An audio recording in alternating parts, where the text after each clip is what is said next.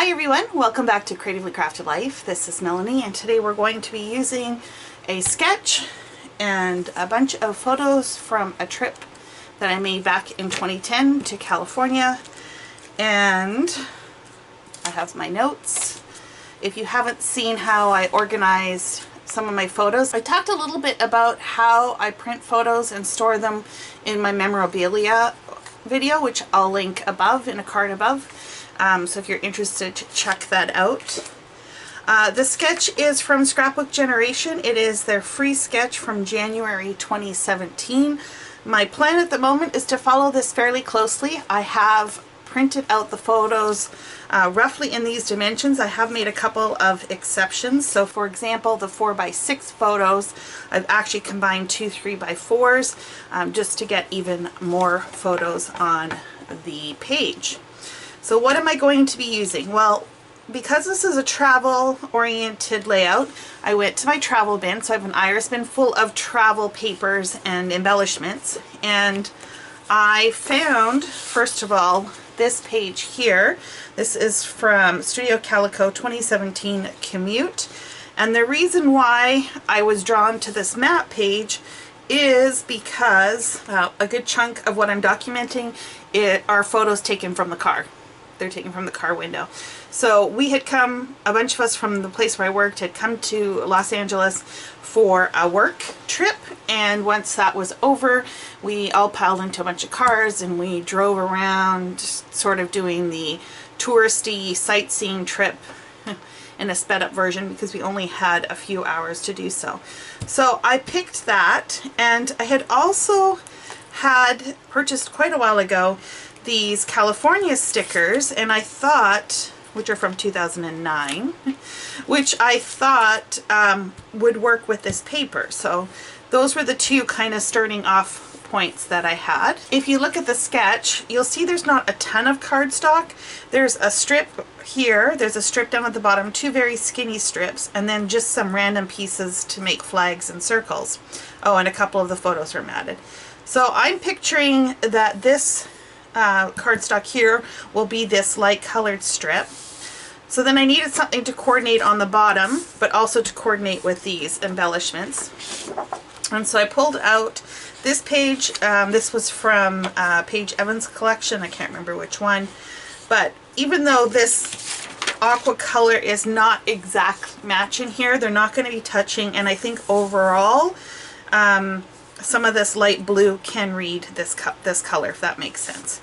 So those are those two main pieces of cardstock.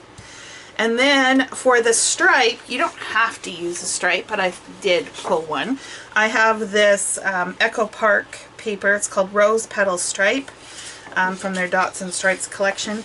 And I have a large stripe and a small one. This is tone on tone. This is white and that rose color. I'm pretty sure I am going to use the tone on tone, and this is a pretty close match to the peachy pink in here.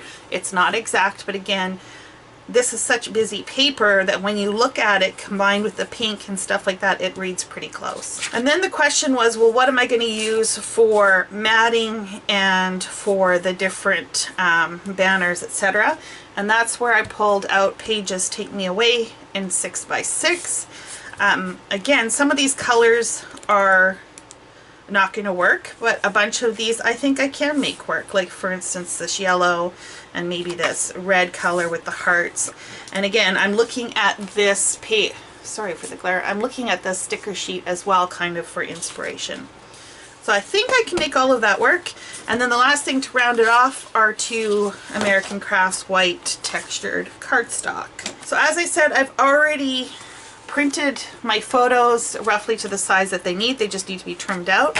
What's great about the Scrapbook Generation sketches is she actually gives all the measurements down here. She also tells you with the key what kind of cardstock you're going to need. I don't focus on this too terribly much initially. I just kind of look at chunks, and then when I go back to some of these smaller pieces, I'll figure out what's what. So what I'm going to do is I am going to trim the photos, trim out the papers that I need, and I'll show you where I'm at that point. Okay, so this is where my layout is right now. If you go back to the sketch, you'll see it's pretty much the same. I mean, some of the dimensions may be off a little bit. For instance, where I have this circle, it doesn't extend quite as far, and this looks a little larger than on this screen, and same with this one, looks bigger. She has stitching on the 3 circles, and I think they need it. They need that little definition, so I am going to pull out some yarn. This is like crochet thread, and punch some holes and do some stitching.